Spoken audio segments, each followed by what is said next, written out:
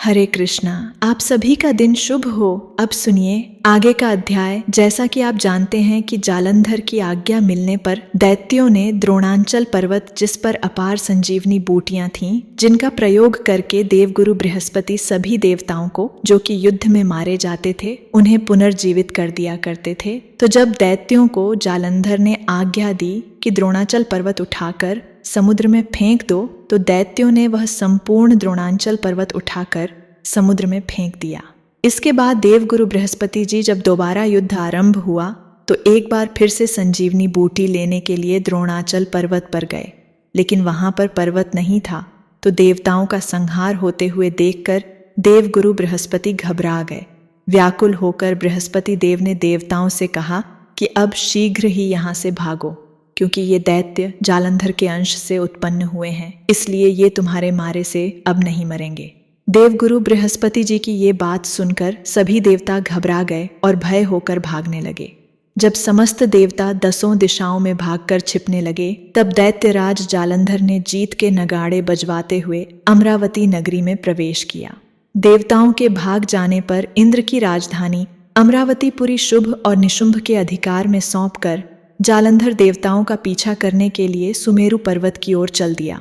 इंद्र आदि सभी देवता दैत्यराज जालंधर को अपनी ओर आता हुआ देखकर भगवान विष्णु की स्तुति करने लगे। वे नतमस्तक विनीत भाव से बोले, हे मच्छ, कच्छ आदि अनेक रूप धारण करके अपने भक्तों के दुखों को मिटाने वाले, हे सारी सृष्टि का पालन और संहार करने वाले, शंख चक्र गदा और पद्म को धारण करने वाले हे प्रभु, आपको बारंबार नमस्कार है। हे लक्ष्मी रमणा, हे दैत्यों का नाश करने वाले, हे पीतांबरधारी, हे शरणागतों के रक्षक, आपको नतमस्तक नमस्कार।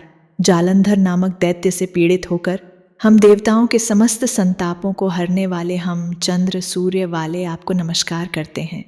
जो कोई भगवान की इस संकट नाशक स्थिति को, उसके समस्त संकट भगवान स्वयं दूर कर देते हैं। सो हे राजा प्रभु, भगवान देवताओं की स्तुति सुनकर और उनके महान दुखों को देखकर शीघ्रता से उठकर और गरुड़ पर सवार होकर जाने लगे। तब महालक्ष्मी जी ने पूछा कि हे प्रभु, आप कहाँ जा रहे हैं?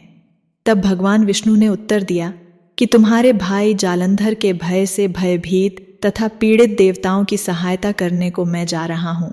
प्रभु की ये बात सुनकर लक्ष्मी जी कहने लगी, भगवान, मैं तो आपकी परम प्रिय हूँ, फिर आप मेरे कैसे मार सकते हैं? भगवान ने कहा, देवी शंकर जी से उत्पन्न और ब्रह्मा जी के वचन के कारण हम जालंधर को कदापि नहीं मारेंगे। लक्ष्मी जी को इस प्रकार समझाकर शंख चक्र और खटक लेकर भगवान विष्णु जालंधर से युद्ध करने के लिए युद्ध भूमि में पहुंच गए। उस समय बहुत से दैत्य गरुड़ के पंखों के वेग से ही मारे गए। पवन से पीड़ित दैत्यों को देखकर जालंधर को अत्यधिक क्रोध आ गया और वह स्वयं भगवान विष्णु के सामने युद्ध करने को आ गया। उस समय जालंधर और भगवान विष्णु में घोर युद्ध हुआ।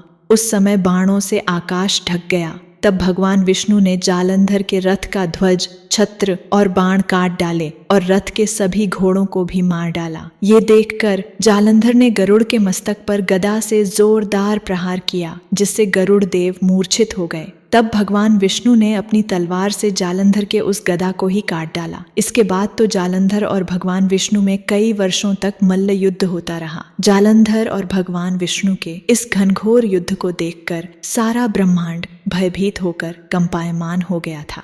अंत में भगवान विष्णु ने कहा, हे दैत्य राज, तुम्हारा और हमारा युद्ध ठीक नहीं, क्योंकि तुम लक्ष्मी जी के भाई हो। तब जालंधर कहने लगा, अगर आप प्रसन्न हैं तो मैं आपसे ये वरदान मांगता हूँ कि आप लक्ष्मी जी और गरुड़ सहित मेरे घर में ही निवास करें।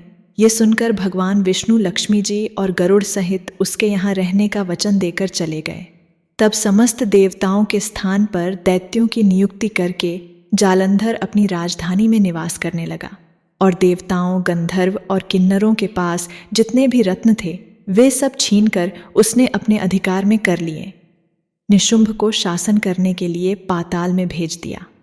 वहां पहुंचकर निशुंभ ने शेष आदि नागों को अपने वश में कर लिया। इस प्रकार जालंधर देव, यक्ष, किन्नर, गंधर्व और मनुष्य सबको अपनी प्रजा बनाकर पुत्र के समान और धर्म की नीति से उनका पालन करते हुए त्रिलोकी पर शासन करने लगा।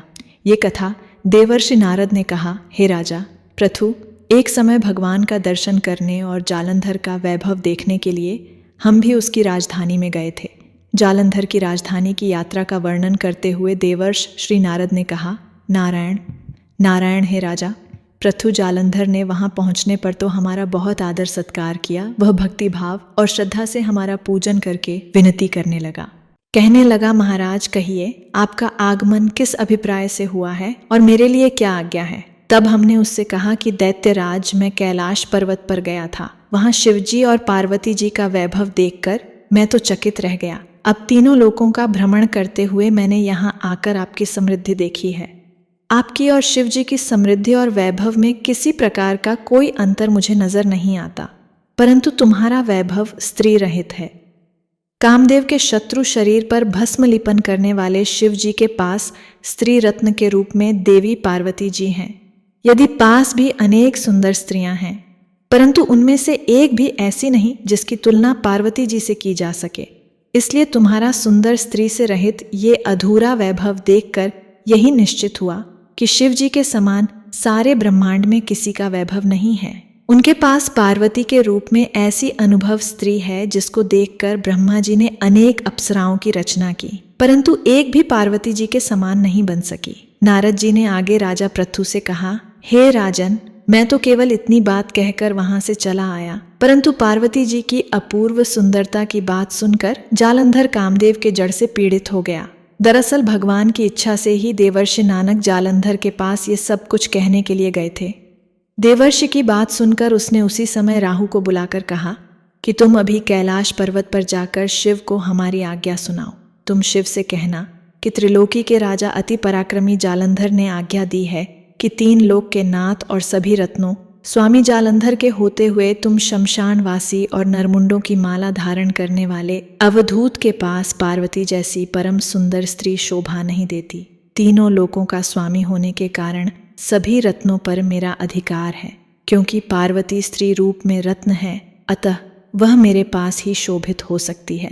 दैत्यराज जालंधर की आज्ञा पाकर राहु उसी समय चंद्रमा के समान उज्ज्वल कैलाश पर्वत जा पहुंचा और अपनी भयानक दृष्टि से मान कैलाश पर्वत को काला कर दिया।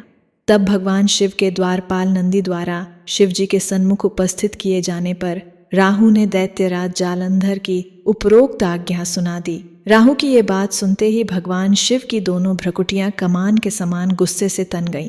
तब उनकी भौंस से एक अति भयंकर पुरुष उत्पन्न हुआ जो सी के समान वाला था। उसके लाल लाल अग्नि के समान विकराल नेत्र थे और उसके सारे शरीर पर बड़े बड़े बाल खड़े हुए थे। उत्पन्न होते ही वह भयंकर मनुष्य विकराल मुख फैलाकर राहु को खा जाने के लिए आगे बढ़ा। अब तो राहु भयभीत होकर कहने लगा, हे देवों के देव महादेव जी, एक तो मैं ब्राह्मण हूँ, दूसरा दूध के रूप में यहाँ पर उपस्थित हुआ हूँ, इसलिए अब आप कृपा करके मुझे तो मत मारिए। राहु की ये बात सुनते ही भगवान शंकर ने उसे आकाश में फेंक दिया। तब वे भयंकर शिवजी के पास आया और अत्यंत विनम्र भाव से भगवान शिव से कहने लगा कि हे महादेव, मैं भूखा हूँ, कृपया मुझे कुछ खाने को दीजिए। तब शिवजी ने कहा, तुम अपने हाथ पैरों को खा जाओ। शिवजी की आज्ञा पाते ही वह विशालकाय मनुष्य अपने हाथ और पैरों सहित अपने सारे धड़ को खा गया। जब केवल मुंह ही शेष बचा, तब भगवान शंकर ने प्रसन्न होकर उससे कहा कि तुमने मेरी आज्ञा का पालन किया है, इसलिए आज संसार में कीर्ति मुख के नाम से जाने जाओगे और आज से मैं तुम्हें अपना द्वारपाल नियुक्त करता हूँ। पहले पूजा तुम्हारी होगी, उसके बाद में हमारी होगी। तुम्हारी पूजा के बिना हमारी पूजा निष्फल ही रहेगी। उधर शिवजी के द्वारा आकाश में फेंका गया राहु बर्बर देश में जाकर गिर गया। राहु की ऐसी दशा सुनकर जालंधर अत्यंत क्रोधित हुआ और शिवजी से लड़ने के लिए दैत्यों की 1 करोड़ सेना लेकर अपने पुर से बाहर निकला। समय उसके सामने से एक आंख वाले दैत्य गुरु शुक्राचार्य और अंगभंग राहु को उसने आते हुए देखा। इसके अलावा और भी अनेक अपशगुन हुए, परंतु उन्हें देखकर भी वह रुका नहीं। वह अपार दैत्य सेना सारे आकाश में बादलों की तरह छा गई। जब देवताओं ने दैत्यराज जालंधर को अपार सेना सहित कैलाश पर्वत पर चढ़ाई करते देखा तो चुपचाप इसकी सूचना शिवजी को दे दी। समाचार पाते ही शिवजी महाराज ने विष्णु भगवान का स्मरण किया और भगवान विष्णु स्मरण करते ही उनके सामने उपस्थित हो गए। तब शिवजी ने भगवान विष्णु से कहा, हे नारायण, देवताओं को पीड़ा देने वाले इस महादित्य को आपने क्यों नहीं मारा? इतना ही नहीं, आप सब श्री लक्ष्मी सहित उसके घर में ही विराजमान हो गए। आखिर इसका क्या कारण है? तब भगवान विष्णु ने उत्तर दिया, हे महादेव, यह महादित्य आपके अंश से उत्पन्न हुआ है और लक्ष्मी जी का भाई है, इस कारण हमने उसको नहीं मारा, अस्तु यह महादित्य आपके ही हाथ से मारा जाएगा। भगवान की ये बात सुनकर शिवजी कहने लगे, यह तेजस्वी दैत्य तो हमसे भी ऐसे नहीं मारा जा सकेगा, इसलिए इसको मारने के लिए आप अपना तेज देने की कृपा कीजिए। शिवजी के ऐसे वचन सुनकर श्री विष्णु भगवान सहित समस्त देवताओं ने अपना अपना तेज शिवजी को दे दिया। फिर शिवजी उस तेज को इकट्ठा करके ज्वालामाली सुदर्शन चक्र और एक वज्र बनाकर जालंधर से युद्ध करने के लिए तत्पर हुए। शिवजी के भूतगणों की सेना में देवतागण भी सम्मिलित हो गए। उधर जालंधर अपनी सेना सहित कैलाश के पास पहुंच गया और इधर कीर्तिमुख और नंदी आदि समस्त गण और देवताओं की सेना भी युद्ध के मैदान में देवताओं और जालंधर की सेना में ऐसा घोर संग्राम हुआ कि समस्त भूमंडल कंपायमान हो गया। युद्ध के मैदान में जितने दैत्य मरते, दैत्य गुरु शुक्राचार्य उन्हें अपनी संजीवनी विद्या से जीवित कर देते। यह दृश्य देखकर भूत आदि गणों ने शिवजी के समीप जाकर उनसे संपूर्ण वृतांत कह सुनाया। तब शिवजी ने कंदरा के समान मुख वाले महाभयंकर लाल नामक एक कन्या अपने मुख से उत्पन्न की और वह कन्या हुंकार मारकर दैत्यों को अपने मुख में डालते हुए श्री शुक्राचार्य जी को उठाकर आलोक हो गई। तब शिवगण निर्भय होकर दैत्य सेना को बुरी तरह मारने लगे। गणों की इस मार से व्याकुल होकर दैत्य सेना भाग खड़ी हुई। दैत्य सेना को इस प्रकार भागते देखकर जालंधर के सेनापति शुंभ, निशुंभ और कालनेमी ने आगे बढ़कर देवसेना पर प्रत्याक्रमण कर दिया। जब देवसेना दैत्यों की मार से विचलित हो उठी, तब गणेश जी और शुंभ के बीच घनघोर संग्राम हुआ। दैत्यों को पराजित होते देख जालंधर स्वयं युद्ध क्षेत्र में आया। उसे देखकर वीरभद्र ने जालंधर पर अनेक प्रहार कर दिए। कीर्तिमुख का ही एक नाम वीरभद्र भी है। तब जालंधर ने होकर अपना परीख उस पर दे मारा और उसके रथ की ध्वजा काट दी। फिर उसने देवसेना पर भयंकर बाण वर्षा करके उसमें भगदड़ मचा दी। अपनी सेना की ये दशा देखकर स्वयं भगवान शिव नंदी पर सवार होकर युद्ध के मैदान में आए और उन्होंने तब तीव्र बाणों की वर्षा आरंभ कर दी। शिवजी के प्रहारों से दैत्य सेना इस प्रकार भागने लगी जैसे कार्तिक मास के व्रत से पाप समूह भाग जाते हैं। उस शिवजी ने अपने बाणों से का सिर काटकर पृथ्वी पर गिरा दिया। इसके पश्चात जैसे ही जालंधर आगे बढ़ा, शिवजी ने उसके रथ के घोड़ों और सारथी को मार गिराया। तब जालंधर खटक हाथ में लेकर पैदल ही शिवजी की ओर दौड़ा। शिवजी ने उसी क्षण आगे बढ़कर एक मुक्का उसकी छाती में मारा, जिससे जालंधर अचेत हो गया। अब जब जालंधर ने देखा कि शिवजी तो अजय हैं, तो उसने गंधर्व माया रच डाली। गंधर्व और युद्ध क्षेत्र में नृत्य और गायन करने लगे। शिवजी भी फंसकर नाचने और गाने लगे। शिवजी को इस माया में फंसा हुआ देखकर जालंधर महादेव जी का रूप धारण करके देवी पार्वती के पास गया और उनका सुंदर रूप देखकर हो गया। पार्वती जी शिवजी को आया देखकर खड़ी हो गई, परंतु तुरंत ही इस राक्षसी माया को पहचानकर वहां से अंतर्ध्यान हो गई। तब निराश जालंधर पुनः युद्ध क्षेत्र में आ गया। उधर जालंधर के चले जाने पर पार्वती जी ने जैसे ही भगवान विष्णु का स्मरण किया,